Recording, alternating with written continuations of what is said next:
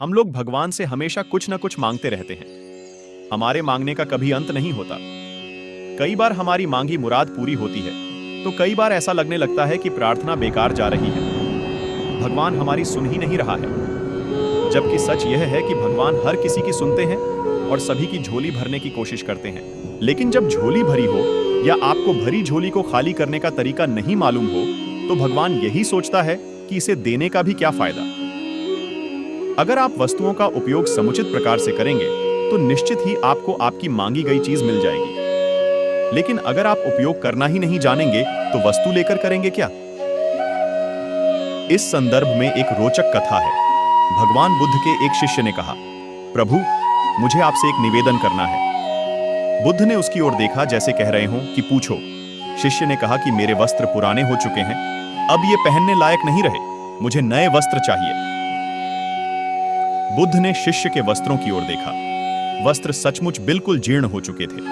बुद्ध ने दूसरे शिष्य से नए वस्त्र लाने के लिए कहा। कुछ दिनों बाद बुद्ध अपने उस शिष्य के निवास पर पहुंचे। कुशल क्षेम के बाद उन्होंने पूछा, तुम्हें और कुछ तो नहीं चाहिए? शिष्य ने कहा कि मैं इन वस्त्रों में बिल्कुल आराम से हूं, मुझे और कुछ नहीं चाहिए। अब बुद्ध और शिष्य का संवाद शुरू हुआ, जो इस प्रकार था। बुद्ध, अब जबकि तुम्हारे पास नए वस्त्र हैं, तो तुमने पुराने वस्त्रों का क्या किया? शिष्य, मैं अब उसे ओढ़ता हूं। बुद्ध, ओढ़ने के पुराने वस्त्रों का क्या किया? शिष्य, जी, मैंने उसे खिड़की पर लगा दिया है। बुद्ध, तो क्या तुमने पुराने पर्दे फेंक दिए? शिष्य, जी नहीं, मैंने उसके 4 टुकड़े किए। रसोई में उनका इस्तेमाल चूल्हे पर से गर्म पतीलों को उतारने के लिए करता हूं। बुद्ध, तो फिर रसोई के पुराने कपड़ों का क्या किया? शिष्य, अब मैं उन्हें रसोई साफ करने के लिए प्रयोग करूंगा। बुद्ध, तो रसोई के पुराने वस्त्रों का क्या किया?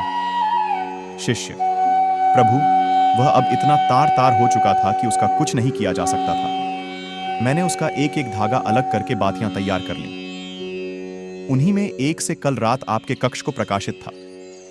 बुद्ध शिष्य के इन उत्तरों से संतुष्ट हो गए।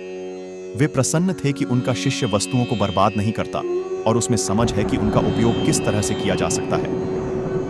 कथा सुनाकर संत ने कहा, इन दिनों जब प्राकृतिक संसाधन दिन प्रतिदिन कम होते जा रहे हैं, तो हमें कोशिश करनी चाहिए कि चीजों को बर्बाद ना करें और अपने छोटे छोटे प्रयत्नों से इस धरती को सुरक्षित बनाकर रखें।